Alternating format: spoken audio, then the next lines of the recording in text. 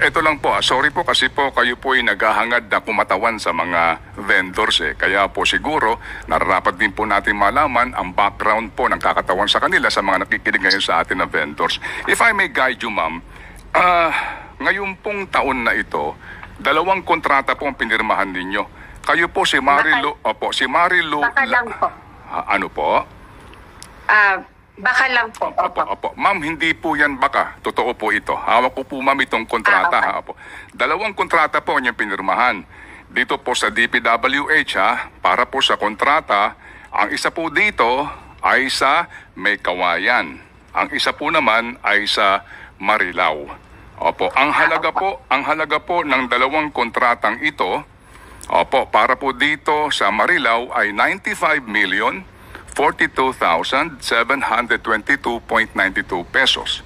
Yung pong isang kontrata, para po naman sa May Kawayan, Bulacan, ang halaga ay 95,048,129.17. Ito po ay magkasunod na kontrata at pinirmahan po ninyo on the same day, June 10. Ngayong taon, bilang kinatawan po ng Olympus Mining and Builders Group Philippines Corporation. At ito po, ang total nito nagkakahalaga ng halos 200 milyong piso na kontrata po ng inyong kumpanya. So, paano ho namin, ma'am, dapat tanggapin po ito na ang inyong pong kontrata kaninyo ay maliliit lang po sa gobyerno? Opo. Marami pong mas malalaki pa po dyan siguro po. Meron pa ho kayo mas malalaki dito? Hindi po, baka yung iba po kasi pinagbabato na. Opo. Yun nga po, ma'am, kaya ang amin po kasi, ma'am, sa pagtatanong po namin sa inyo, hindi nyo po ito mga maalala po na mga kontrata. Kami lang po nagtataka dahil sa kayo po pumipirma at ang halaga pong ito para po sa amin, malalaki po ito kasi 90 million po, 95 million po yung isa, di ho ba? Malaki po ito eh. Bakit lang po bilang general manager po at company president na hindi po man lang ito maalala?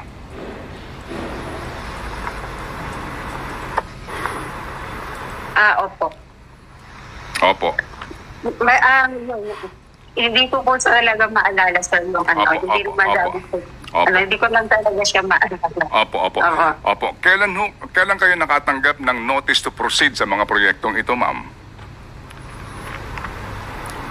Hindi ko po matatandaan, sir. Opo. Pag ano po, ibabalik ko po sa inyo. Kung alam ko po na yan yung pong madadala ko naman po. Opo, sige po. Ang inyo pong notice to proceed ay natanggap ninyo June 11, the day after ho ninyo mapanalunan po yung 2 kontrata. Maliban po sa 2 kontratang ito, ma'am, ng maglalagay po nitong mga ilaw sa highway na ito under DPWH, kayo ba'y meron pa hong ibang kontrata existing ngayon sa DPWH, ma'am? Wala naman po. Wala na po, ma'am? Opo. Wala po.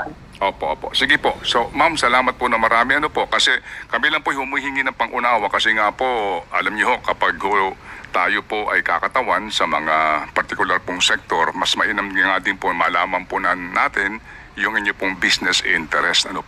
Dito po sa